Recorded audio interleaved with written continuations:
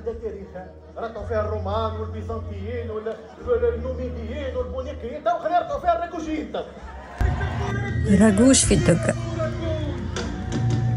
خرافة مسينة، حكاية من وحي الخيال في عالم غريب وجميل في نفس الوقت، الخير يغلب فيه الشر والحلم يولي حقيقة. عالم فيه برشا حب، الحب في كل تركينة وحتى الشرير يحب.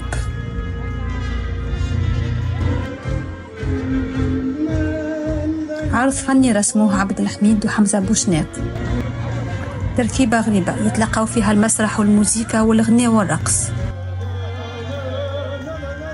فنان المسرح يمثل ويغني،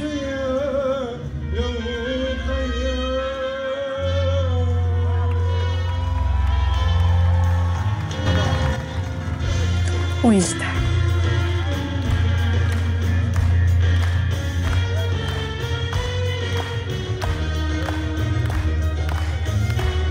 في راجوش القيم الباهية اللي يقوم عليها مجتمع ديما تربح.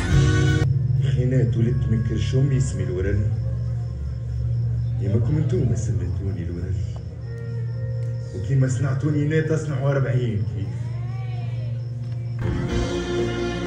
عالم راجوش هو عالم نعيشه فيه بالحق، مبني على برشا هبال، صدق وإحساس. العرض والمسلسل رفعوا نضالات كبيرة، نضالات نساء مجاهدات وناس مظلومين. العرض ضحك برشا الجمهور،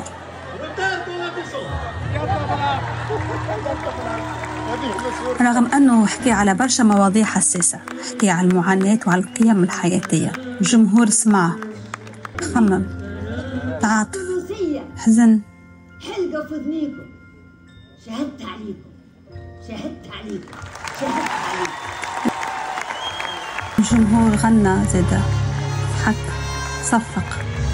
الجمهور حس. ديما شبعان بظروفها، عملتني نطيح ناقف ولي لعبت تقص بالمواقف، حملت الرجع ما تحملت عليا تعب، مني غناية وكان جليدي نكتب عليك كتب، جينا مغربة وزاد ضحك وصفق.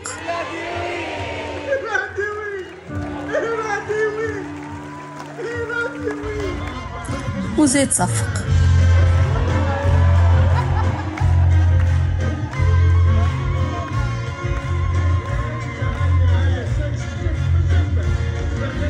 عرض راجوش فيه أوركستر وشيف دوركستر موجودين. الموسيقى متاع راجوش حكاية كتبها حمزة بوشناق.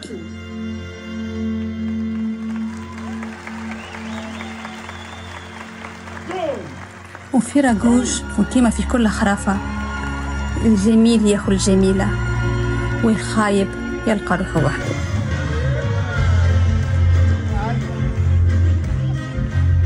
العاطفة بكينا زاد، الله يرحم كفاهم.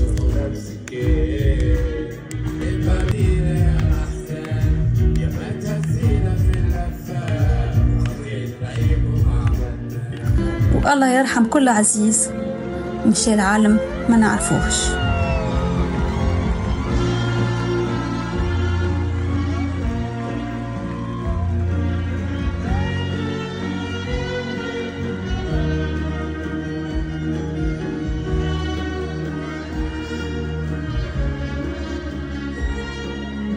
وما دام فما الحياة الأمل ديما موجود. هذا خلاصة العرض.